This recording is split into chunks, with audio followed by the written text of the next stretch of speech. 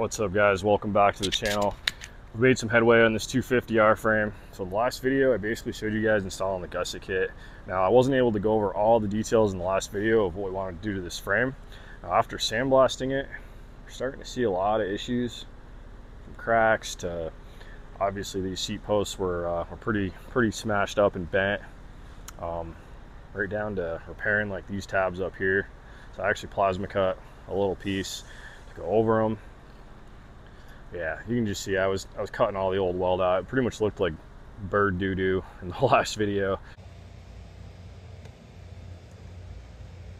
I took a cutoff wheel and a Dremel, basically just ground all the shitty weld out.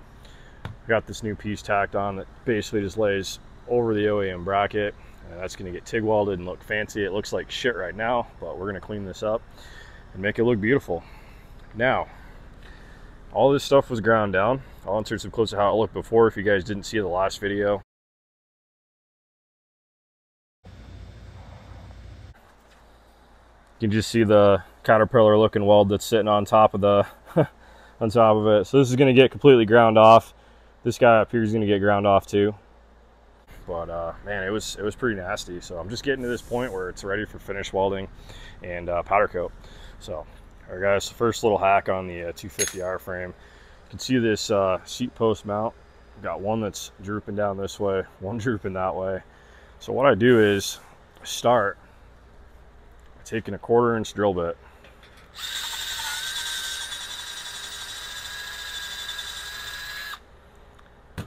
get that hole cleaned out, get a piece of 1/4 inch rod. This one I cut about 6 inches long. I already sanded off part of it. Let's see how out of alignment this is. It's pretty bad. So this guy should be lining up with that one. As you can imagine, these are extremely bent. So the first step for me, get this rod just prepped. You know, get half of it done, get it slid in there, use it as leverage. Just take your thumb and just bend that tab back.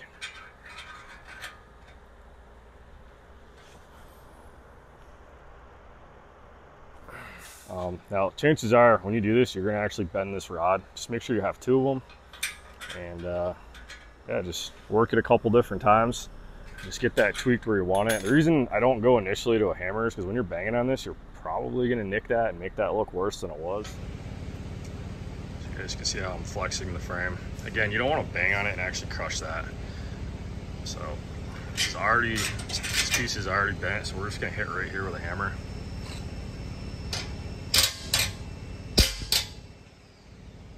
See how it's working it up. A couple little love taps is really all it takes. If you've got to come back this way, do the same thing. You just kind of stick this here, just tap on it right here. You want to tap as close as you can, again, without smashing these mounts. Like right there, it's already looking better than the other side. So let's continue on.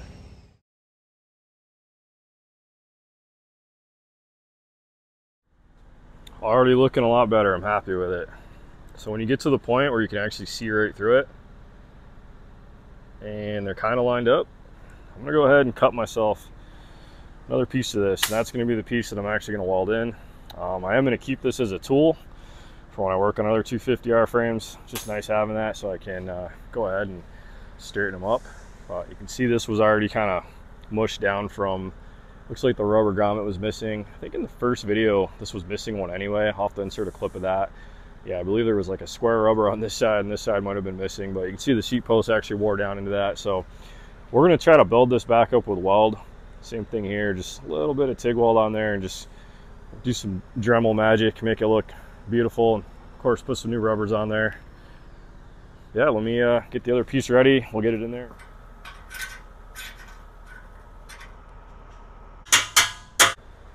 Not too bad, a lot better than it was. Basically getting that aligned as straight as possible. Once this piece goes in pretty easily, I just had to give it a light tap, but that's when you know you've got it as straight as possible.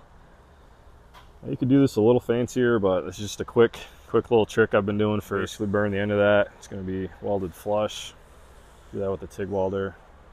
Put a little bit of filler here, but try to keep it as flush as possible. And yeah, just one step closer. So now move on to this crack. I'll show you guys what I'm going to do with that.